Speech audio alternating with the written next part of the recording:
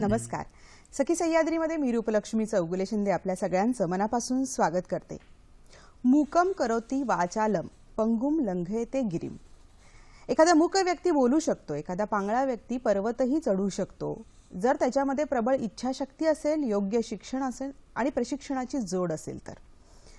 खरं तर अपंग, विकलांग, ज्यांना आपण दिव्यांग असा शब्द प्रयोग करतो, अशा व्यक्तींचं शिक्षण म्हटलं की आपल्याला पाठ्यपुस्तकातलं एक चौकटीतलं शिक्षण एवढा मर्यादित विचार करून चालणार नाही आहे, तर त्याच्या पलीकडे जाऊन त्यांना आयुष्यामध्ये उभं करणं, सक्षम करणं, अशा पद्धतीचा विचार करून शिक्षण त्यांना देणं ही गोष्ट सर्वार्थाने अपेक्षितच आहे.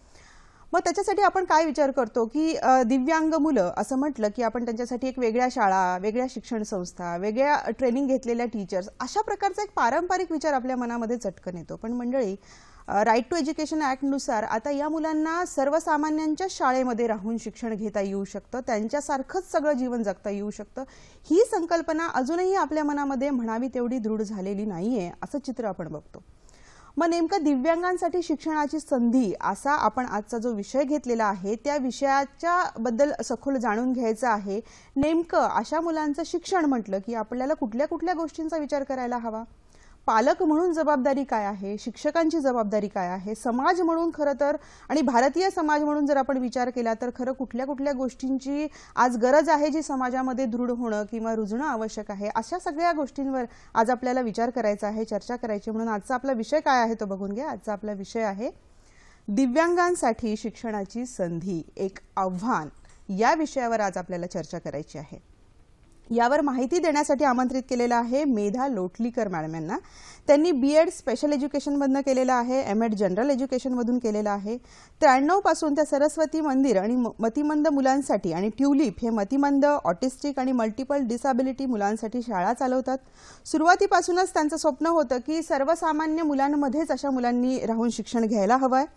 पेस रिसर्च सेंटर खास पालकांसाठी आणि सर्वसमावेशक शिक्षणाच्या संदर्भात जनजागृती करण्यासाठी त्या चालवतात.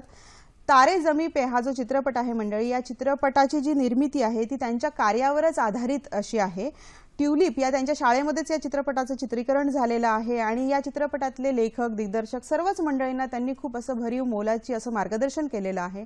त्यामुळे आजही आपण त्यांच्याकडनं या विषयाच्या संदर्भामध्ये असंच मोलाचं मार्गदर्शन करून घेणार आहोत. तुमच्या मनामध्ये असंख्य प्रश्न असतील, थेट आमच्याशी जोडले जा, प्रश्न विचारा. प्रश्न विचारण्यासाठी लागणारे जे नंबर आहेत ते असे आहेत: 24908050, 24988050. मुंबई बाहेरच्या प्रेक्षकांसाठी आणि मोबाईलवरनं संपर्क साधण्यासाठी 022 या STD कोडचा आपण वापर करायचा आहे.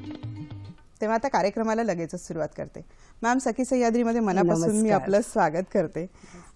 खरं तर विषय अत्यंत महत्त्वाचा आहे आणि आवश्यक आहे आजच्या काळामध्ये, कारण मला वाटतं बऱ्याच अशा संकल्पना आहेत ज्याबाबत अजूनही गोंधळ आहे आपल्या समाजामध्ये, असं चित्र दिसतं. आता मी परिचयामध्ये सांगितलं तेव्हा 93 पासून तुम्ही शाळा चालवायच्या. ट्युलिप आपल्या संस्थेमध्ये तारे जमी पे या चित्रपटाचं चित्रीकरण झालं, पण नंतर तुम्ही 2013 मध्ये त्या शाळा बंद केल्या असं मगाशीच तुम्ही सांगितलं. मला सुरुवातीला त्या बंद का केल्या त्याचं कारण कळेल का? हो, जेव्हा मी या शाळा सुरू केल्या तेव्हा माझं एक स्वप्न होतं की सुरुवातीपासूनच की सर्व मुलांनी एकत्र शिकावं आणि इन्क्लुजन, ज्याला आम्ही इंग्लिशमध्ये इन्क्लुजन म्हणतो, हे माझं स्वप्न होतं. आणि मला वाटलं नाही कधीच की माझ्या लाईफ टाईममध्ये हे स्वप्न माझं साकार होईल म्हणून. पण देवाच्या दयेने आणि ते स्वप्न साकार झालं आणि राईट टू एज्युकेशन ॲक्ट 2010 मध्ये एप्रिलमध्ये लागू झाला. त्या ॲक्टप्रमाणे सर्व मुलं एकत्र शिकायला पाहिजे आणि जी मुलं अपंग आहेत त्यांना, म्हणजे नॉर्मल मुलांना, विदाऊट डिसेबिलिटी जी मुलं आहेत त्यांना 6 इयर्स to 14 वर्षापर्यंत ती मुलं शिकायला पाहिजे, म्हणजे एलिमेंटरी एज्युकेशन कंप्लीट करायला पाहिजे.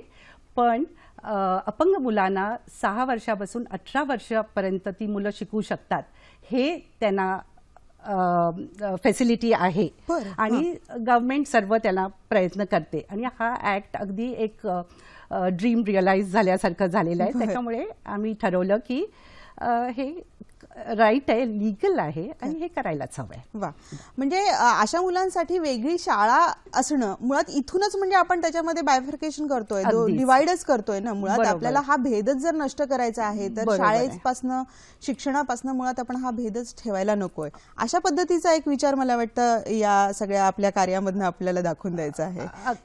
मॅम, मला पुढे जाऊन असं विचारायचं की आता आपण खरं दिव्यांग हा शब्द प्रयोग केलेला आहे, अपंग आणि विकलांग किंवा या कॅटेगरीमध्ये मोडणाऱ्या सर्व मुलांसाठी.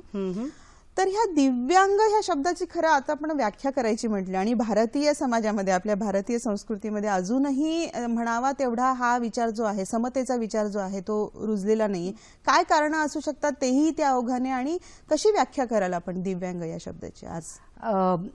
जेव्हा मी 1992 मध्ये सरस्वती मंदिर ट्रस्ट सुरू केला तेव्हा काहीही कायदा नव्हता. पहिला कायदा आला तो पर्सन्स विथ डिसेबिलिटी ऍक्ट 1996 मध्ये तो लागू झाला आणि त्याच्याप्रमाणे त्यांनी डिसेबिलिटी काय हे पहिल्यांदा असं व्याख्यान दिलं त्याचं. पण आपल्याला एक लक्षात घ्यायला पाहिजे की डिसेबिलिटी जी आहे ती आपल्याला दिसते ती डिसेबिलिटी आहे. म्हणजे आपण हल्ली काय करतो, हे डिसेबिलिटी हा शब्द अगदी लूजली वापरतो. म्हणजे आपण लर्निंग डिसेबल्ड म्हणतो किंवा ऑटिस्टिक म्हणतो, त्याला काहीही बेसिस नाहीये, आधारच नाहीये. आणि हे पर्सन्स विथ डिसेबिलिटी ऍक्टनी जे 7 डिसेबिलिटीज दिले ते आहेत मेंटल रिटार्डेशन, व्हिज्युअल इम्पेअरमेंट म्हणजे blindness, low vision, hearing इम्पेअरमेंट, physical इम्पेअरमेंट, mental illness आणि लेप्रेसी क्युअर्ड. अच्छा, म्हणजे हे 7 कॅटेगरी आपले डिसेबिलिटीज आहेत. त्याच्यानंतर 1999 मध्ये नॅशनल ट्रस्ट ऍक्ट आला, त्याच्यात त्यांनी ऑटिझम, सेरेब्रल पॉल्सी आणि मल्टिपल डिसेबिलिटी हे ऍड केले. बरं, आता डिसेबिलिटी म्हणजे काय? आता ब्लाइंड असले आणि लो विजन पण आहे तर त्यांची कॅटेगरी आहे. 40% पेक्षा जास्ती त्यांचं लाईफ फंक्शनिंग इम्पेअर असायला पाहिजे. अच्छा, 40% पेक्षा जास्त. आता मतिमंद मुलं जी आम्ही काम करतो त्यांना 40% पेक्षा त्यांचे सर्व लाईफ ऍक्टिव्हिटीज कमी व्हायला पाहिजे. अच्छा, म्हणजे सर्वसामान्यांपेक्षा 40% तुमच्यामध्ये ज्या काही डिसेबिलिटीज आहेत त्या जर तसा प्रूव्ह झाल्या तर ते त्या कॅटेगरीमध्ये येतात असं आपल्याला. आणि खरं म्हणजे मी जेव्हा मोठी होत होते तेव्हा बरेचसे मी मतिमंद मुलं बघितली, ती मतिमंद बघितल्यावर मतिमंद म्हणून कळत होती. हो. पण आता जी माझ्या शाळेत होती, म्हणजे साधारण ट्युलिप्स आणि सरस्वती मंदिरमध्ये 500 ते 600 मुलं आमच्याकडे होती, त्याच्यात 90% मुलं डिसेबल्ड नव्हती, मतिमंद नव्हती. पण ते इतक्या गरीब परिस्थितीनं शाळेत यायचे. त्यांना बाथरूम नाही, जागा झोपायला नाही, अगदी कठीण परिस्थितीत राहणारे हे आम्ही सोशो इकॉनॉमिक डिसेबिलिटी आहे. एन्व्हायरमेंटनी क्रिएट केलेली ही डिसेबिलिटी आहे. आणि अनफॉर्च्युनेटली इंडियामध्ये काय होतं, शिक्षण म्हणजे अकॅडमिक्स, परीक्षा, मार्क, पण ते नाही. आणि राईट टू एज्युकेशन आता क्लॅरिफाय करतं. Actually national policy on education असेल, कोठारी कमिशन असेल, म्हणजे आम्ही जेव्हा शाळेत गेलो तेव्हा होलिस्टिक एज्युकेशन होतं. आणि होलिस्टिक एज्युकेशनमध्ये सर्वांसाठी शिक्षण आहे, सर्वसमावेशक, सर्वांना समान संधी हा जो भाग आहे शिक्षणाच्या संदर्भातला, बरोबर आहे, तो तिथे लागू पडतो. ते अपेक्षितच आहे. बरोबर आहे. मग मॅम, आता असं होतं ना की दिव्यांगांसाठी तुम्ही सर्वसामान्य मुलांमध्येच ही मुलं राहून शिकली पाहिजेत वगैरे असा जेव्हा येतो तेव्हा मुळात आता ही पहिली आपण जर पालकांवर जर सुरुवातीपासून आपण विचार करायचा झाला आणि बोलायचं झालं तर मग त्यांची मानसिकता मुळात कशी आहे आज तुम्हाला भारतामध्ये? मी मुद्दाम भारतामध्ये हा जास्त सतत उल्लेख करते कारण आपण त्याच्यानंतर बोलूयात की परदेशामधली स्थिती काय आणि भारतातली काय आहे. म्हणजे जसं आता तुम्ही मला म्हणालात की अशी मुलं आहेत की म्हणजे वर्गवारी जर आपण करायची झाली तर जी दारिद्र्य रेषेखालची मुलं आहेत की ज्यांना राहायला घर नाही अशी परिस्थिती आहे, अशी मुलं पण कॅटेगरीज झालेली आहेत. तर मग हे नेमकं चित्र भारतामध्ये कसं आहे आणि पालकांची भूमिका कशी आहे? मुळात पालक अशा शिक्षणाकडे कसं बघतायत? पालकांना पहिल्यांदा जेव्हा कळतं की आपलं मूल अपंग आहे तेव्हा त्यांना काय करायचं हे कळत नाही.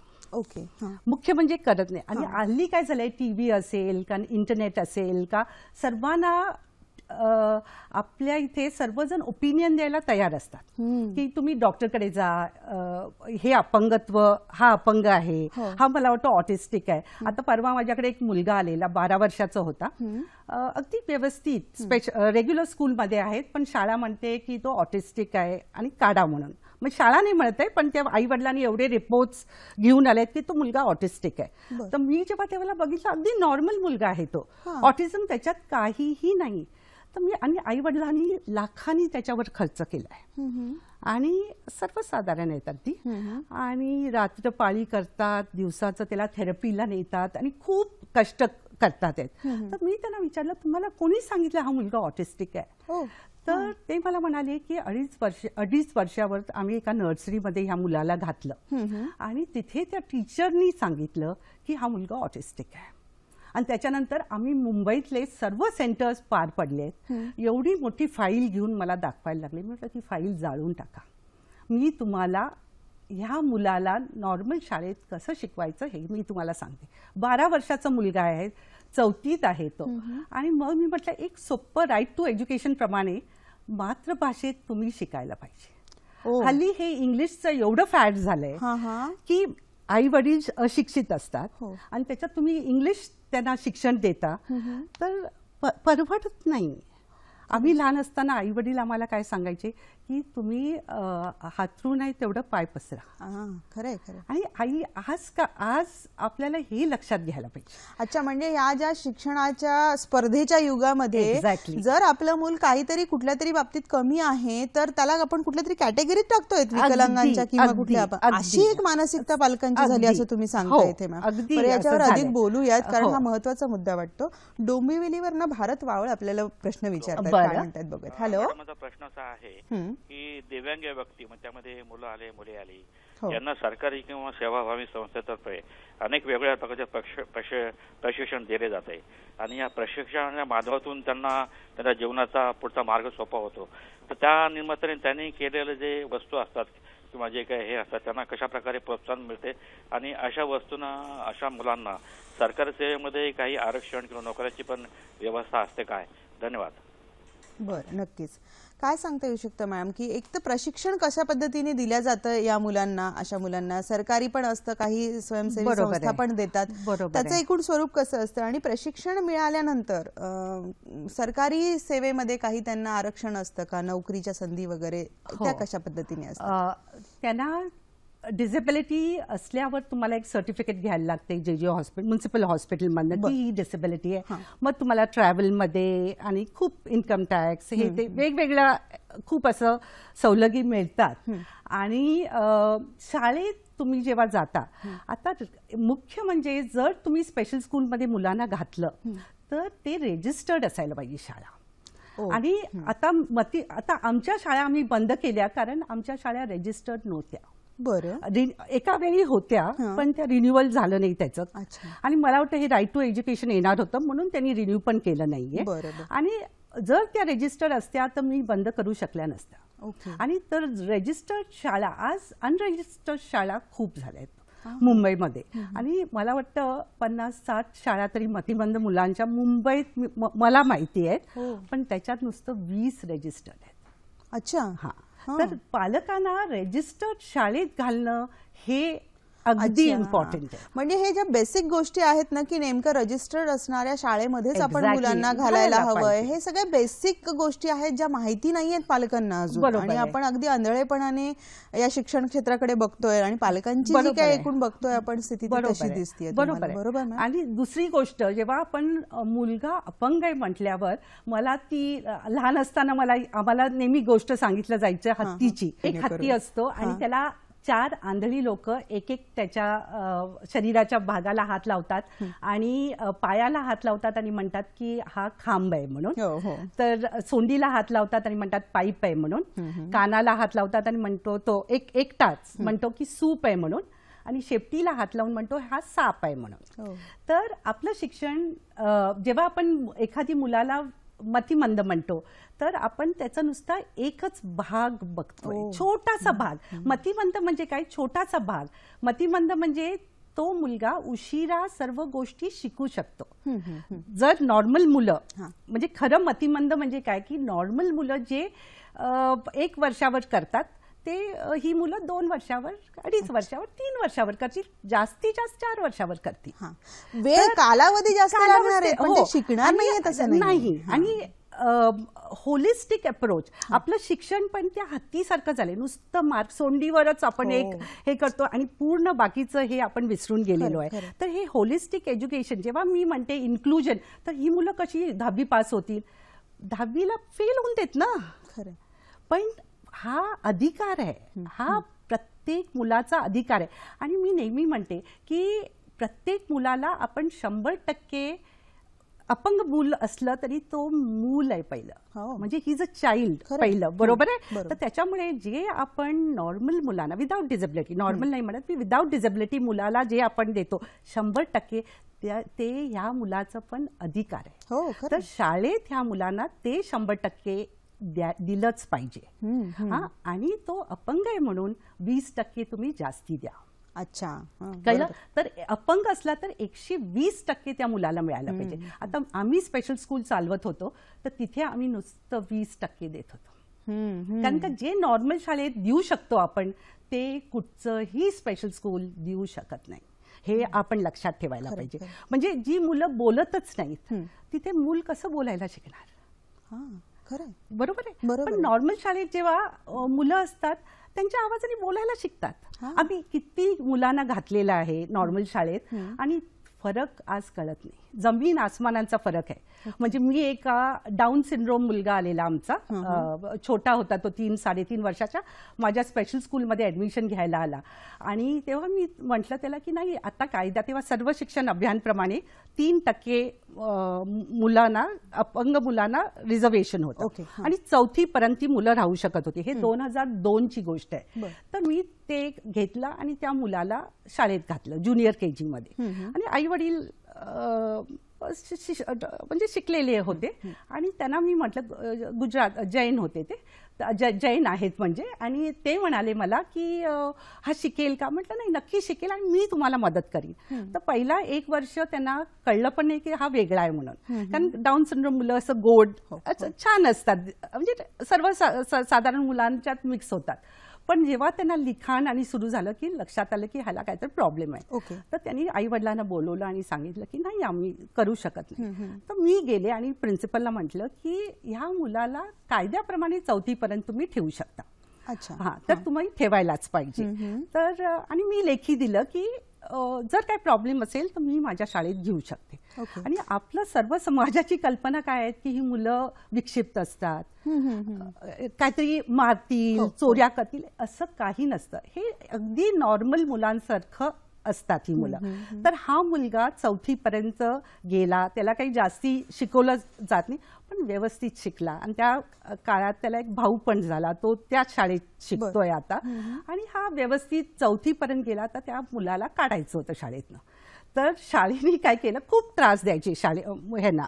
थोड्या टीचर्स सपोर्टिव्ह होत्या, पण हा मुलगा इतका नॉर्मल होता. आणि माझ्या शाळेतली मुलं जी डाऊन सिंड्रोम होती, जमीन आसमानाचा फरक. जे ह्या मुलाला काहीही स्पेशल स्कूलचं असं हे पडलंच नव्हतं. तर तो मुलगा जेव्हा एक दिवस तिची आई आली आणि ती माझ्याकडे यायची रेग्युलरली काउन्सिलिंगला, तर एक दिवस त्या माझ्याकडे आल्या आणि रडायला लागल्या. तर हा मुलगा ना 8 वर्षाचा होता, चोरी करायला लागलाय म्हणाले. तर मी म्हटलं, चोरी करतो हा 8 वर्षाचा मुलगा? काय चोरी केली? तर टीचरच्या पर्समधनं 100 रुपये 2दा काढले त्यांनी. तर मी म्हटलं, टीचरच्या पर्समधनं 100 रुपये घरी करतो का? तर हो, कधी कधी तो 100 रुपीज काढतो, माझ्या पर्समध्ये नसले तर वडिलांच्या काढतो. तर मी म्हटलं हो, तर काय करतो हे 100 रुपीज घेऊन? तर खाली कॅन्टीनमध्ये जातो, एक बटाटा वडा खातो, 6 रुपये, तेव्हा 4 रुपये होता मला वाटतं, 96 रुपीज घेऊन काय करतो तो, वॉचमॅनच्या हातात जाऊन ते पैसे देतो. कळलं? आता मी म्हटलं ही चोरी नाही. मला खूप हसू आलं आणि मी त्यांना म्हटलं की तो सर्वसामान्य मुलांबरोबर सर्वजण जाऊन वडा खातात. आणि मी आईला नेहमी म्हणायची की 10 रुपये दे ना, नाही त्याचा उपयोग करेल, म्हणून ती देत नव्हती. आता आपल्याला इथे समजायला पाहिजे की ह्यांचं लर्निंग, ट्रान्सफर ऑफ ट्रेनिंग नसतं. त्यांनी आईला 100 रुपयाच्या नोटांनी वडा घेताना बघितलेलं. तर त्याला वाटतं की नुसतं 100 रुपीज ते मिळणार आहे मिळणार आहे आपल्याला. तर हे आपण एक्सेप्ट करायला पाहिजे की त्यांचे लर्निंग पॅटर्न्स वेगळे आहेत. एक्झॅक्टली, खरं. आता ब्लाइंड असलं तरी लर्निंग पॅटर्न वेगळी आहे. आता मी कर्नाटकमध्ये मोठी झाले, मुंबईला आले, मराठी सर्वीकडे मी मराठी बोलते आता, पण लर्निंग पॅटर्न्स आपले वेगळे असतात आणि ते प्रत्येकाचे वेगळे. पण अपंग म्हणून आपण त्यांना बाहेरच काढून टाकायचं ही बरोबर गोष्ट नाही. अरे वा, तुम्ही ज्या संवेदनेने हे सगळं सांगताय ना मॅडम, त्याच्यामध्ये आपण खरं शिक्षण शिक्षण शिक्षण म्हणून त्यांना त्या चौकटीत अडकवून ठेवतोय.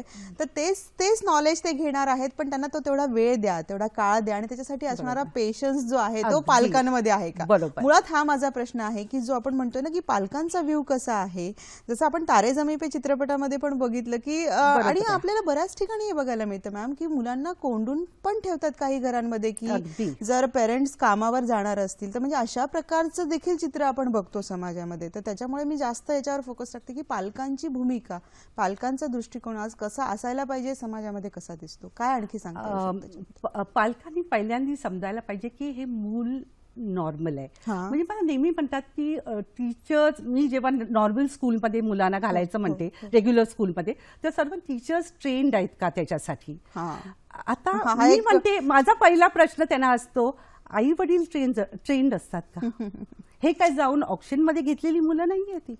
जेव्हा ही आई त्याला ट्रेन होते, वडील ट्रेन होतात, आजी आजोबा ट्रेन होतं आणि आपण हे आपलं एक पाठ म्हणून बघणं हे अगदी आवश्यक आहे. म्हणजे ते स्वीकारणं आणि ते तशा पद्धतीने स्वीकारणं, म्हणजे आहे आमचं मूल म्हणून एक काहीतरी त्याला वेगळा सतत आपल्याही मनामध्ये ती भावना ठेवायची, त्यालाही सतत जाणीव करून द्यायची. याच्या पलीकडे पालकांनी जावं लागेल आणि पालक हे करू शकतील जेव्हा समाजाचं त्याला बरोबर म्हणजे हे एकमेकांवर अवलंबून आहे. आणि राईट टू एज्युकेशन काय म्हणतं की तिघ जण म्हणजे मुलं, पालक आणि शिक्षक हे इम्पॉर्टंट. ह्याच्या पलीकडे जेव्हा आता तारे जमीन पर जेव्हा मी केलं तेव्हा माझं एकच उद्देश असतो सर्वांना की 18 वर्षापर्यंत मुलांना, कुठच्याही मुलाला आई आणि कुटुंब आणि शाळेतली टीचर, रेग्युलर स्कूल टीचर आणि शाळा ह्याच्या पलीकडे कोणाची गरज नाही. आणि जे काही बदल तुम्हाला घडवायचा आहे तो आई वडील आणि कुटुंबातनं जायला पाहिजे. आणि तसंच टीचर आणि रेग्युलर स्कूलमधनं. बरं, आता एक पालकांच्या दृष्टिकोनातून असं आहे की आता स्पर्धेचं युग आहे आपण असं म्हणतो, आणि मगाशी तुम्ही मला बोलता बोलता एक तो खूप चांगला महत्वाचा मुद्दा असा सांगितला मॅम की स्पर्धेच्या युगामध्ये बाकीच्या मुलांबरोबर तसंच पर्सेंटेज येत नाही, तेवढा फास्ट माझं मूल वाचत नाही, त्याला तेवढा फास्ट लिहिता येत नाही, त्याची स्मरणशक्ती तेवढी नाही, असं थोडं जरी काही जाणवलं की लगेच पालक अस्वस्थ होतात आणि मग आपल्या मुलात काय प्रॉब्लेम आहे का म्हणून चेकअप करतात. हा जो भाग आहे ना, हा वाढत्या शिक्षणातल्या स्पर्धेचा भाग आहे का आपल्याकडे अजून ते एज्युकेशनच मुळात मिळालेलं नाहीये? काय वाटतं आपल्याला? मला असं नेहमी वाटतं की मी लहान असताना आपल्याकडे आपण बघावं. म्हणजे मला जेव्हा लहान असताना मी खूप स्टॅमर करायची आणि इतकं स्टॅमर करायची की मला कोण पाहुणे घरात आले की भीती वाटायची. पण माझे आई वडील, माझ्या बहिणी इतके सपोर्टिव्ह होते किंवा तर ते नेहमी मला कोणी प्रश्न विचारला आणि मी साऊथमध्ये मोठी झाले तर मुलं काय म्हणजे 3 मुली, चला गाणं म्हणून दाखवा, तर मी जाऊन झोपून पांघरून घेऊन झोपायची किंवा बाहेर जायची कुठेतरी. पण माझ्या आई वडिलांना लक्षात आलं आणि ते खूप सपोर्ट द्यायचे. त्यांनी विचारलं आणि आईला वाटलं की मी उत्तर देत नाही तर ती त्यांना उत्तर द्यायची. हा जो सपोर्ट मला होता तसं शाळेत पण मला टीचर म्हणायची नाही स्टॅमर केलं पण बोलायलाच पाहिजे. आणि त्यांनी इतका कॉन्फिडन्स मला झाला म्हणजे घरातनं मी जे सांगते ते, आणि की मी डिबेट्समध्ये भाग घ्यायला लागले. आणि माझी डिसेबिलिटी म्हणजे छोटी डिसेबिलिटी जी होती ती एबिलिटी झाली ऍक्च्युली त्याचं हे. तर आई वडिलांचं हे काम करणं अगदी आवश्यक आहे. त्याच्यामुळे मी नेहमी म्हणते की तुमच्या आईने काय केलं ते करा. बरोबर. तुम्ही 9 वर्षावर माझ्याकडे जर आला, तुम्ही काय करत होता? बरोबर. आई वडिलांनी बेसिक आपल्याकडे जे आहे ते आपण देऊ शकतो, बाहेरनं आपण देऊ शकत नाही. मग त्याचबरोबरीने पालकांनी खूप त्याच्या म्हणजे त्याचं प्रोटेक्शनच्या संदर्भामध्ये खूप हे राहावं आणि सतत त्याला डिपेंड ठेवावं आपल्यावर. हा एक जो भाग दिसून येतो म्हणजे मोस्टली की आपलं मूल असं काहीतरी वेगळं आहे म्हटल्यानंतर एक आई किंवा घरातली सगळी मंडळी खूप त्याच्या बाबतीमध्ये अशी हे असते की तो स्वतः हे करू शकणार नाही, ते करू शकणार नाही, सतत त्याला सपोर्ट करायचा आणि त्याच्यामुळे मग त्याला डिपेंडंट बनवतो. आता सपोर्ट हा अगदी मायन्यूट म्हणजे एक गोष्ट इथे मला आठवते की युरोपमध्ये फेन्सिंग म्हणजे सोट फाईट ते फेन्सिंग कॉम्पिटिशन्स असायचे तेव्हा एक टीचर स्टुडंटला सांगायचा, अगदी हुशार टीचर होता, की तलवारीला असं पकडा की ती चिमणी आहे, घट्ट पकडलं तर मरून जाईल, सैल पकडलं तर उडून जाईल. तर आपलं म्हणजे जे काय बरोबर आहे ते आई वडिलांनी विचार करून, आपल्या आई वडिलांनी ही गोष्ट केली आहे तर आजकालच्या पिढीला का नाही प्रश्न विचारत हे येतात की मला पण स्पेशल एज्युकेशन म्हणून थेरपीसाठी पाठवलं असतं की तू बोबडं बोलते, तू बाहेर येऊ नकोस, हे म्हणू शकलं आणि ते होतं अजून. पण मुख्य म्हणजे काय फरक आहे की आपलं शिक्षण हे होलिस्टिक जेव्हा मी म्हणते तेव्हा अकॅडमिक्स नाही, नुसतं नाही, आम्ही जे मल्टिपल इंटेलिजन्स म्हणतो किंवा पर्सनल मॅनेजमेंट. आता अपंग मुलं का अपंग दिसतात कारण का ते कसे तरी कपडे केलेलं असतं. अपंगत्वाचा अर्थ नाही की तुम्ही वेडेवाकडे आंघोळ करू नका. आमच्या शाळेत मुलं यायची, आंघोळ नाही करायची, आता पाणी नसतं त्यांच्याकडे, पण बाकीची जी नॉर्मल शाळेमध्ये जातात मुलं त्यांना पाणी दिलं जातं, ह्या मुलांना नाही. एक फोन आलेला आहे, तो फोन आधी घेते. पंकज बोलतायत मुंबईवरनं, बोला पंकज. हॅलो. हा, नमस्कार मॅडम. नमस्कार. दिव्यांगासाठी एक शिक्षण, एक आवाहन, हा खरंच विषय खूप चांगला आहे. पण बऱ्याच वेळेला म्हणजे आता मॅडमने सांगितलं की 2010च्या ऍक्टनुसार नॉर्मल विद्यार्थ्यांमध्ये या मतिमंद आणि डिसेबिलिटी असणाऱ्या मुलांना शिक्षण घेण्याची संधी उपलब्ध करून दिलेली आहे. पण बऱ्याच वेळेला होतं काय मॅडम की जी मतिमंद मुलं असतात ती कधी शांत आणि ऐकण्याच्या तयारीत असली, मनस्थितीत असली तर ते चांगलं ऐकतात, पण ती जेव्हा अग्रेसिव्ह होतात म्हणजे बहुतेक वेळा असं शक्यता होऊ शकते ना की नॉर्मल मुलं त्यांना चिडवणं असेल किंवा त्यांना त्रास देणं असेल तर ती खूप जास्त म्हणजे जास्त प्रमाणात अग्रेसिव्ह होतात. तर ह्या पद्धतीत या वेळेला शिक्षकांनी आणि पालकांनी कशा पद्धतीने ही सिच्युएशन हँडल करायला हवी? नक्कीच पंकजी, खूप चांगला प्रश्न आहे. म्हणजे जसा एक प्रश्न येऊ शकतो मॅम की आपण म्हणतोय की अशी मुलं सर्वसामान्य मुलांबरोबरच राहून शिकू शकतात वगैरे, तेव्हा कधी कधी ही मुलं खूप शांत होऊ शकतात किंवा कधी कधी खूप अग्रेसिव्ह होऊ शकतात. बिहेवियरमध्ये त्यांच्या कधी काय सडन बदल होऊ शकतो हे कोणी जज करू शकत नाही, किंवा त्यांच्यासोबतची मुलंही तेवढीच लहान आहेत, ती मुलं कधीतरी टीज करू शकतात, या मुलांना चिडवू शकतात. मग तेव्हा त्यांच्यामधली जी ही भावना आहे की आपण यांच्यापेक्षा वेगळे आहेत ही प्रबळ होत नाही का, हा प्रश्न माझ्याही मनात आला. काय सांगता येऊ शकतं? अगदी. आणि हा प्रश्न अगदी बरोबर आहे. कारण मी जेव्हा म्हटलं की आमची सर्व मुलं, मी 80 मुलं आम्ही नॉर्मल शाळेत घातली 3 वर्षात, म्हणजे 2010 पासून 2013 पासून मला वाटतं 90 ते 95% मुलं आमची बाहेर पडली आहेत ह्या कारणासाठी. कारण कॉन्फिडन्स नाही पालकांना आणि टीचर्सना, ह्यांचं अगदी बरोबर आहे, म्हणजे प्रश्नच नाहीये. आणि हे कारण काय आहे, कारण कायदा आहे पण आपण कायद्याचं इम्प्लिमेंटेशन करत नाही, इंटरप्रिटेशन करत नाही. आणि प्रॉब्लेम्स कधी येतात जेव्हा एखादी मूल ज्युनियर केजी, म्हणजे मी हा मुलगा जो म्हणते डाऊन सिंड्रोम मुलगा जो मी घातला तो आता 16 वर्षाचा आहे, आणि त्याला पण चिडवलंय आणि तो पण चिडवतो म्हणजे अगदी छोट्या ह्याच्यानी.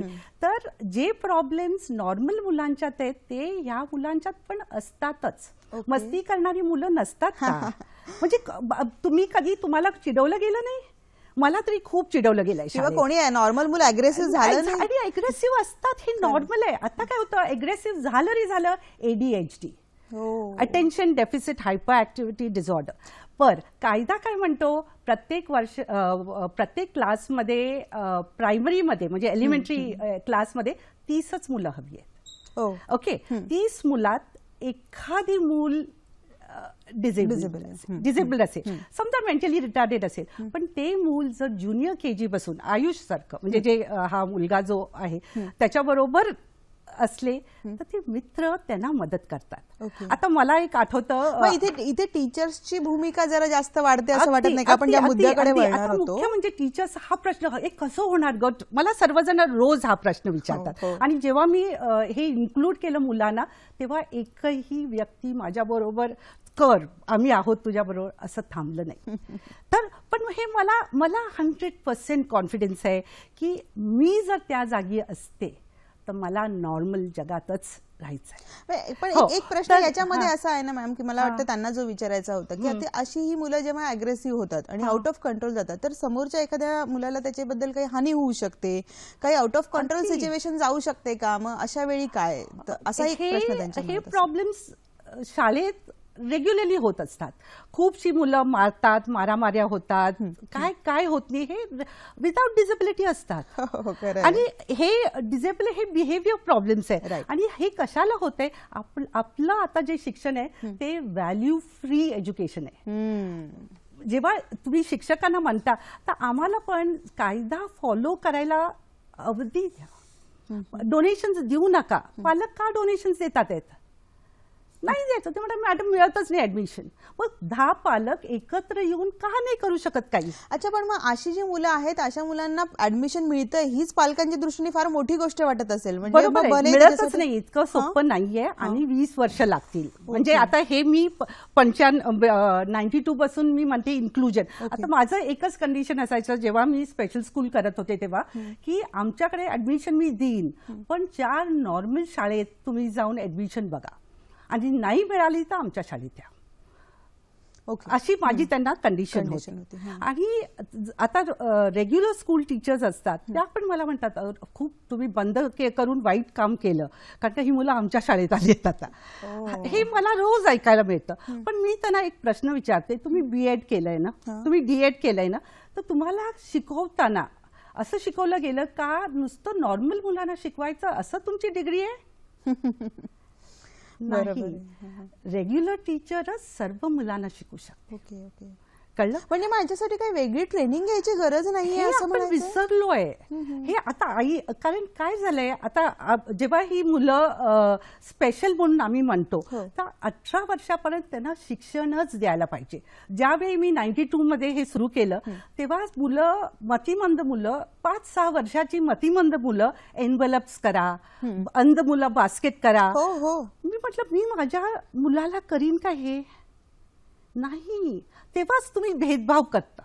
आणि समजा एखादी मुलाला तू वेगळा आहे लेबल केल्यावर तुम्ही समाजातनं त्याला बाहेर काढता आणि मग तो जास्त आणखी आपण वेगळा तसा बिहेव करेल. आणि मारामारी का होतात? कारण तुम्ही त्याला प्रवृत्त करता. आणि आमच्या शाळेत हे ट्युलिप्स मध्ये मला आठवतं एकदा मी प्राइज डिस्ट्रीब्युशन केलं आणि आर्ट कॉम्पिटिशन होती. अपंग मुलं होती ही, म्हणजे अपंग अशी नाही पण जी सिस्टम मधनं बाहेर होती ती. तर प्राइज डिस्ट्रीब्युशन दिलं आणि एक मुलगा खूप मस्तीखोर मारामारी करायचा आणि त्याला बेल्टनी वडील मारायचे घरी आणि बांधून ठेवायचे. आणि आत्ताची एक 5-6 वर्षापूर्वीची ही गोष्ट. पण त्या मुलाला इतकं प्रेमाने शाळेत वागवलं टीचरनी, म्हणजे एवढंसं वागवायचं तर त्याला फर्स्ट प्राइज मिळालं. आणि मी त्याला म्हटलं प्राइज मिळालं तर तो चिडला.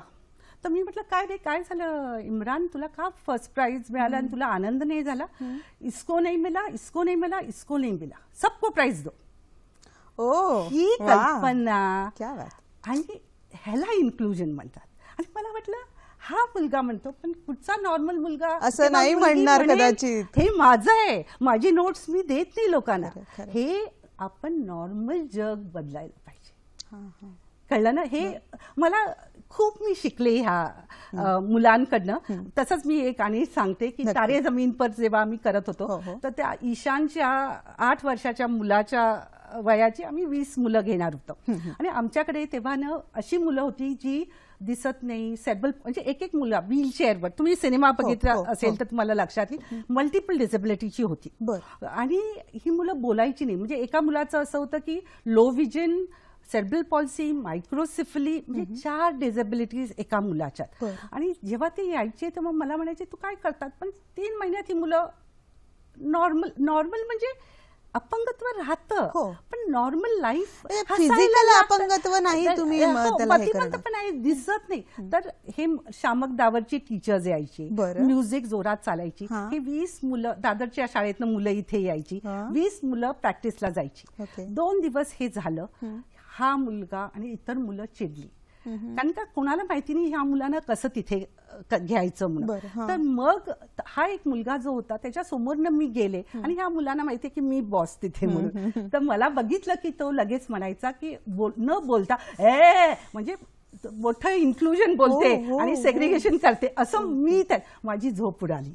2-3 दिवस ही मुलं माझ्यावर चिडलेली असायची. मी गेल्यावर जे आनंदाने मला हातबीत लावायचे, सर्व मला कळलं की हे म्हणतात की आम्हाला पण जायचंय. मग मी अमोल गुप्ते, दीपा, आमेर सर्वांना म्हटलं, तर ते म्हणाले तुला जर काही फरक नाही वाटत असेल तर आम्हाला काहीच हरकत नाही, तूच काळजी घेणार आहेस. मी म्हटलं आनंद आहे. आम्ही 80 मुलं घेऊन तारे जमीन पर.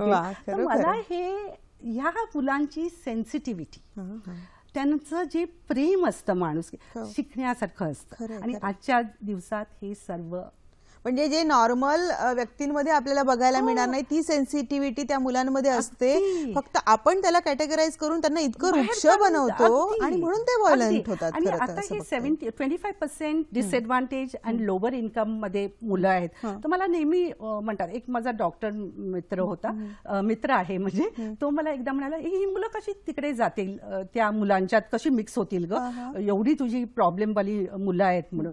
तर मी त्याला विचारलं तू गायनॅक आहेस ना, तर तू जेव्हा ऑपरेशन करतो तेव्हा श्रीमंत लोकांचं किंवा अपंगत्व नसलेल्या नॉर्मल लोकांचं युट्रस मोठं असतं का आणि अपंग आहे म्हणून छोटं असतं का? हा एकच आहे. अपंग म्हणजे छोटासा. मी गोरी आहे, कोणीतरी जरा माझ्यापेक्षा सावळं आहे, माझ्यापेक्षा तुम्ही गोरे आहात. हे डिफरन्स इतकं साधं आहे. आणि जर आपण हे करू शकत नाही तर आपल्यात काहीतरी भेदभाव आहे. तुम्ही खूप छान समजून सांगितलं की हा भेद नाहीये, पण तरी एक काही टेक्निकल प्रश्न मला वाटतं मनात येऊ शकतात. ते मला वाटतं प्रेक्षकांच्या वतीने मी विचारते तुम्हाला की काही टीचर्सचं असं म्हणणं असू शकतं ना की मी एखादा सर्वसामान्य मुलांमध्ये हे मूल शिकतंय, पण मी एखादा सब्जेक्ट समजून सांगते, त्या बाकीच्या क्लासला समजण्यासाठी जो काही 1-15 दिवसाचा कालावधी लागतो, या मुलासाठी मला महिना घालवावा लागतो. मग आता कसं आहे, आपल्याकडची शिक्षण पद्धती म्हणजे वर्षभरामध्ये एवढा पोर्शन संपवायचा आहे, मग मला त्याच्यासाठी एवढं थांबणं शक्य नाही. या टेक्निकल गोष्टीत अडकल्या जाणार नाही का? अगदी अडकल्या जातात. पण आता राईट टू एज्युकेशन जर वाचला, त्याच्यात होलिस्टिक एज्युकेशन जे आम्ही म्हणतो, परत मी म्हणते की अभ्यास मी म्हणते ही मुलं नॉर्मल क्लासमध्ये असतात, ते खूप शिक्षण म्हणजे खूपच. मी तुम्हाला एक एक्झाम्पल सांगते. म्हणजे एक अंध मुलगा होता, तो NABच्या ज्या गव्हर्नमेंटच्या शाळा आहेत त्या सर्व मराठी मीडियम आहे, आणि हा मुलगा मुस्लिम होता आणि नॉर्मल शाळेच्या जवळ होता. तर त्याची आई माझ्याकडे आली आणि म्हणाली की खूप लांब जायला लागतं आम्हाला, आणि ह्याला तुम्ही तुमच्या स्पेशल स्कूलमध्ये काय फॅसिलिटी हेल्प करू शकता का? तर मी म्हटलं नॉर्मल शाळेत घाला त्याला. तर मी जिथे आमची शाळा आहे तिथे त्या 3% खाली मी घातलं. तर ती प्रिन्सिपल, ज्या टीचरला मी पाठवलं तिने फायर केलं. ती म्हणाली मेधाला कळतं की नाही, मेधा मॅडमला कळतं की नाही की हा मुलगा मराठी मीडियममधनं 4थीत कसा इंग्लिश शिकणार, आणि एज्युकेशन डिपार्टमेंट मला हे करेल ते करेल. तर मी फोन केला आणि मी म्हटलं तुम्हाला प्रॉब्लेम आहे का? तर हो प्रॉब्लेम आहे म्हणाल्या. काय करणार, मी एज्युकेशन डिपार्टमेंटला काय उत्तर देणार? माझ्याकडे पाठवा म्हटलं, मी पत्र देते लिहून तुम्हाला, आणि एज्युकेशन आलं तर माझ्याकडे. आपल्याकडे इतकं छान, म्हणजे मला अभिमान वाटतो माझ्या देशाचा, कायद्याचा. कळलं? आणि इतकं छान आहे. तर मी म्हटलं नक्की पाठवा. तर त्यांनी बरं माझं पत्र घेतलं आणि ठेवलं.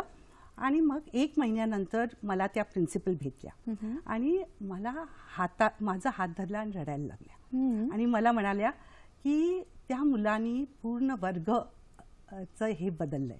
कारण आणि त्याला अंध हे नोट्स लिहायला ब्रेल कोणतं टीचर येणार होती, गरजच नाही. कारण तो इतका मुलगा हुशार आहे की डोकं खाली घालतो आणि ऐकत बसतो. क्या बात आहे. आणि बाकीच्या मुलांनी त्याला इतकं सपोर्ट दिलं, आणि त्यांच्याकडनं शिकण्यासारखी ही गोष्ट आहे. वा. आणि मला असं वाटलं की आपण एकच तऱ्हेने शिकतो का? नाही, ते मुलं असल्यावर आपलं शिक्षण कदाचित आपणच आपला पॅटर्न बदलून आपण जाऊ किती शकतो. श्रीमंत होते हे कोणाला लक्षात लक्षात. येईल. तर त्याच्यासाठी मी म्हटले हे 25% जे आहे हा. त्याच्यापेक्षा जास्ती हे 75% मुलांना ह्याचा फायदा आहे. ह्या 25% मुलांचा काही फायदा नाही खरंय, त्याच्यात. खरंय. खरं फायदा आहे ह्या 75% 75% मुलांचा. म्हणजे आपण त्याच्या बरोबरीने आपण फक्त हा विचार करतोय की अशा मुलांना सर्वसामान्यांच्या मुलामध्ये शिकवल्यामुळे काय प्रॉब्लेम्स येतील, त्यांना काय प्रॉब्लेम्स येतील, पण नॉर्मल मुलं देखील त्यांच्यामध्ये मिक्स होऊ शकतात आणि त्यांच्यातही वेगळा बदल होऊ शकतो. आणि हा ही फार कायदा महत्वाचा मुद्दा सर्वांना तुम्ही लागू आहे, सांगितलेला आहे. सर्वांना खरंय, लागू खरंय आहे. मॅम. आपल्याला शुभांगी पुण्यावरनं बोलतात, बरं. काय म्हणतात बघूयात. हॅलो. हॅलो. हा बोला शुभांगी. हॅलो मॅडम, मला की नाही सर्व शिक्षण अभियानांतर्गत जे येते ना त्याच्यामध्ये मला मुलाला बसवायचंय, पण शाळा एक्सेप्ट करायला म्हणतात की त्याला शिशू आला हवंय आणि बाकीचं पण थोडंसं खाणं पिणं यायला हवंय. काही मुलामध्ये प्रॉब्लेम आहे का शुभांगी ताई? हो, तो आता म्हणजे मल्टिपल डिसऑर्डर मध्ये मोडतो बर बर. हा ठीक आहे. आणि त्याच्यामध्ये त्याला सिव्हिअर प्रॉब्लेम आहे. 20% फक्त त्याला कळतं पण बाकीचं कळत नाहीये. हम्म. तर संस्था त्याला घेत नाहीये संस्थेमध्ये, असं आपलं म्हणणं आहे का? हो, नाही, रिहॅबिलिटेशन मध्ये घेतात पण पैशांच्या अभावी मला तिथे सोडता येत नाही, कारण त्यांची फी आहे ती 5 ते 10 हजार पर्यंत, म्हणजे 5-6 हजारापर्यंत घेतात ते. बर बर बर. काय अशा केसेसमध्ये काय सांगता येऊ शकतं मॅम? मुख्य म्हणजे एज्युकेशन रेग्युलर स्कूलमध्ये घेणं सिव्हिअर मुलांना अजून आपलं तयारीच नाहीये. हो हो. ही जी सिव्हिअर आता आम्ही घेत होतो, स्पेशल स्कूल होतं, मी जाऊन त्यांना सांगू शकते कसं ह्या मुलांना घेऊ शकतात. हे मला अगदी सोप्या प्रमाणे काही पैसे लागत नाहीत आणि बाकीच्या मुलांचं मदत घेऊन टीचर्स ओपन आहेत. पण नॉर्मल मुलांसाठी कायदा फॉलो केला नाही तर अपंग मुलांसाठी कसं फॉलो करणार आपण, हा प्रश्न आहे. पण मग आता अशा शुभांगी सारखे जे पालक आहेत त्यांनी काय मार्ग काय काढायचा मॅडम? घरात त्याला इंडिपेंडेंट करायचं. ओके. इंडिपेंडेंट तुम्ही घरात त्याला जितकं होईल तेवढं इंडिपेंडेंट करा आणि कुठेतरी असा वेळ येईल की थोड्या वेळासाठी शाळेत तो जाऊ शकेल. बर. आणि आजूबाजूला 5-6-10 शाळा बघा, त्याच्यात कदाचित एक शाळा तुम्हाला एक्सेप्ट करेल. मी नेहमी म्हणते की म्हणजे तुम्हाला असं म्हणायचं इथे थोडक्यात मॅडम की तुम्ही पुस्तकी शिक्षण वगैरे ह्याच्यावर भर देऊच नका, तुम्ही त्याच्यापेक्षा वेगळं खूप शिक्षण या मुलांना मिळू शकतं आणि ते डिपेंड होऊ शकतात. आणि तसं त्यांना बनवा, घरातच पालकांनी असं घडवा की कदाचित उद्या त्या शाळेलाच अभिमान वाटेल किंवा शाळा स्वतःहून त्यांना एक्सेप्ट करेल. असं एक फोन आलेला आहे, तो फोन घेते. शुभदा बोलतायत मुलुंडवरनं. हॅलो. हॅलो. हा हॅलो. मी शुभदा बोलते मुलुंडहून. तुम्हाला दोघींना पण नमस्कार. नमस्कार. आणि मॅडमनी ते तारे जमीन सारखं इतका सुंदर सिनेमात निर्माण केल्याबद्दल त्यांचं कॉंग्रॅच्युलेशन करते इतक्या वर्षांनी पण. आणि मला एक विचारायचं की आपण डिसेबल मुलं जे म्हणतो त्यांना जर काही फेस करताना म्हणजे सिच्युएशन्स काही डिफरंट असू शकतात, तर त्याच्यात त्यांना ताण येत असेल किंवा भीती वाटत असेल तर त्यांचा कॉन्फिडन्स कसा वाढवला पाहिजे? नक्की नक्की नक्कीच शुभदा, खूप चांगला प्रश्न आहे तुमचा. म्हणजे त्यांचं कॉन्फिडन्स लेवल कसा वाढवायला पाहिजे त्यालाच जोडून मी विचारते मॅम की त्यांच्यामध्ये एक आत्मसन्मान पण निर्माण कसा करता येऊ शकेल, काय सांगता येऊ शकेल? आता हे आत्मसन्मान किंवा कॉन्फिडन्स वाढवणं हे बाकीच्या मुलांमध्ये कसं वाढवलं जातं तेच आपण ह्या मुलांना तीच पद्धत आहे. तर मुख्य म्हणजे पहिली गोष्ट आहे प्रेम. तर काय झालंय हल्ली आई वडील इथे आहेत, मुलं इथे आहेत आणि आई वडील मुलांना आणि टीचर्स पण शाळा पण ओढतात आहेत. खरं म्हणजे आपण त्या लेवलला जायला पाहिजे. आता मला नातू झालाय, तो 1.25 वर्षाचा आहे, त्याच्याकडनं मी खूपच आपण अपेक्षा करून घेऊ शकतो, पण त्याच्या लेवलला तो एवढंच करू शकतो हे आपल्याला कळायला पाहिजे. आणि दुसरी गोष्ट प्रेम हे त्यांच्यापर्यंत पोचायलाच पाहिजे. आणि प्रेम आपल्याला हल्ली वेळ नसतो, हे तर म्हणजे नॉर्मल झालंय. त्याच्यामुळे आपण काय करतो, मुलांना प्रेम, पहिली गोष्ट प्रेम नसलं तर काहीच आपण करू शकत नाही. आणि प्रत्येक मुलाला असं वाटायला पाहिजे की मी कसाही असीन, एक व्यक्ती माझ्या बरोबर आहे. ती माझी आई असतील, वडील असतील किंवा टीचर असेल. Yes. हा, तर हे आत्मसन्मान वाढवायला पाहिजे.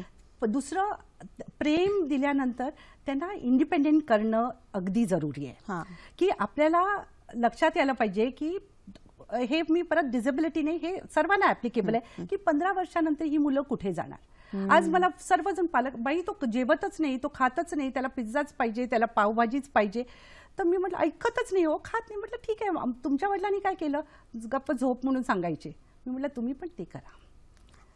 म्हणजे वेळ पडली तर रागवलं पाहिजे, वेळ पडली तर शिस्त लावण्यासाठी तिथे हे इमोशनल बँक अकाउंट आहे. कळलं, मुलांबरोबर आपल्या जर तुम्ही ते प्रेम दिलं तर हे पण येतं. प्रेम झाल्यानंतर दुसरी गोष्ट आहे सिक्युरिटी.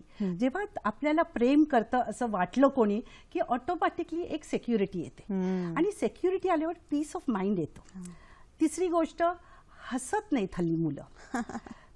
फन, आनंद पाहिजे. आनंद काय, मी म्हणते मुलांना, तुम्ही पालकांना विचारते तुम्ही शनिवारी काय केलं, मॉलला गेलो बाई म्हणून. मॉलला जाणं हे फन नाहीये, म्हणजे आनंदाच्या व्याख्या बदलल्या. मार्केटला जायचो, माझे वडील ऑफिसला बाहेर गावी गेले तर आम्हाला पण घेऊन जायचे, तिथे ट्रॅव्हलर्स बंगलोमध्ये सोडायचे. इतकं आमचं शिक्षण झालं की बाहेर, वर्गाच्या बाहेर, घराच्या बाहेर हे झालं. मातीत खेळत असेल तर हल्ली हे अपंग मुलं सर्व ऑक्युपेशनल थेरपी करतात. 100-100, 500-500 रुपये तासाला देतात ऑक्युपेशनल थेरपी. मातीत खेळा, रेतीत खेळा, सागरगोटे खेळ, निसर्गाशी जोडलं जाणं हा सगळ्यात सोपा इलाज आहे. मला सिक्युरिटी निसर्गाशी जोडल्याने जी सिक्युरिटी मिळणार आहे ती नाही. तुम्ही एक उदाहरण पण देत होता मॅडम, हे सांगून ते तुम्ही उदाहरण मी मध्ये ब्रेकला जाण्यापूर्वी अडवलं होतं तेव्हा तुम्हाला एक उदाहरण तुम्ही सांगत होता, तेही नक्की सांगा, ऐकायला आवडेल. बरं, अच्छा ठीक आहे, विस्मृतीत गेलं, काय हरकत नाही. पण आता हे जे तुम्ही सांगताय ना की निसर्गाशी जोडला जाणं आणि त्यातनं आनंद मिळवणं, मग त्यातनं प्रेम, सिक्युरिटी, ह्या सगळ्या ज्या गोष्टी आहेत ह्या खूप महत्वाच्या असतात या मुलांच्या. त्याच्यामुळे टेक्स्टबुकच्या शिक्षणापेक्षा या शिक्षणावर भर द्या असं आपण जेव्हा म्हणतोय. पालकांच्या भूमिका, आपल्याकडे वेळ कमी आहे मॅडम, खूप काही तुमच्याकडनं ऐकावं. सोसायटीची भूमिका जो महत्वाचा मुद्दा आहे तो राहून जाऊ नये अशी माझी इच्छा आहे. म्हणून काय सांगता येऊ शकतं, एकूणच समाजाची काय याच्या बाबतीत भूमिका असायला पाहिजे? आपल्या समाजात आपण 3% एज्युकेशन सेस भरतो, हे कोणालाही लक्षात येत नाही. आणि परदेशात तुम्ही मागे मगाशी म्हटल्यासारखं त्या एरियामधली लोक शाळा कशी चालते, कुठे पैसा खर्च केला जातो हे म्हणजे विचार केला जातो. आपल्या इथे काहीही केलं जात नाही. तर माझ्याकडे खूपशा माझ्या मैत्रिणी येतात, त्यांच्या घरातल्या कामवाल्या येतात आणि म्हणतात की ह्यांना ना हा ADHD आहे, शाळेने सांगितलं ह्याला काढा बाहेर. तर मी त्यांना एक प्रश्न विचारते. पहिलं म्हणजे ते इंग्लिश मीडियम मध्ये असतात, म्हटलं मराठी मीडियम मध्ये घाला. दुसरी गोष्ट, डोनेशन्स देतात. आता 20,000, 40,000 हे. तर मी माझ्या मैत्रिणींना म्हणते तुम्ही सांगा ऍडमिशनच्या वेळी. त्यांना, त्या बाईंना असं वाटतं की का ही मुलं प्रिन्सिपल किंवा टीचर्स येऊच देत नाही लोकांना आत ऍडमिशन फॉर्म घ्यायला. तर आपण समाजातल्या सर्व जणांनी जाऊन आपल्या आजूबाजूच्या लोकांना सपोर्ट करायला पाहिजे. आणि जर अपंग असले तर त्यांची सर्टिफिकेट काय आहे, हा सर्टिफिकेट आता लर्निंग डिसेबिलिटी जी सर्टिफिकेट मिळते ती ओपिनियन सर्टिफिकेट आहे, ती डिसेबिलिटी सर्टिफिकेट नाहीये. आणि त्याच्यामुळे त्या मुलाचं नुकसान जन्मभर होतं. तर समाजाने जरा समजून घेणं की चाइल्ड, आता ज्युएनाइल जस्टिस ऍक्ट आहे, समजून घेणं. आपल्याला काहीच नाही, ते रेप झालं, त्याला हे केलं, त्याचा अर्थ नाहीच. अर्थ समजून घेणं हे आपलं बरोबर आहे. कायदा आहेत, सुविधा आहेत, पण ते समजून घेणं योग्य पद्धतीने हा भाग फार महत्वाचा आहे, अगदी महत्वाचा आहे. आणि मी नेहमी म्हणते स्पेशल स्कूल्स वृद्धाश्रम सारखे आहेत. तर त्याच्यासाठी आपल्याला कुठेही, म्हणजे जसं कोणालाही वृद्धाश्रम मध्ये नाही जायला पाहिजे तसं, म्हणजे तसंच स्पेशल स्कूल्स पण समाजामध्ये स्पेशल स्कूलची आवश्यकताच पडू नये. खरं तर तुमची तळमळ आहे आणि मगाचपासून तुम्ही ते ज्या पद्धतीने हे सगळी माहिती पुरवलीत मॅडम, त्याच्यातनं तुमची तळमळ, तुम्हाला जी काही तुमची इच्छा आहे, तुमचं स्वप्न आहे ते पूर्ण हो अशी मी पण इच्छा आणि इच्छा करते. आपल्याला शुभेच्छा देते तुमच्या सगळ्या कामासाठी आणि आज आलात, खूप छान माहिती दिली त्याबद्दल सखी सह्याद्रीच्या वतीने धन्यवाद. थँक्यू. धन्यवाद. भेटूयात पुढच्या कार्यक्रमात.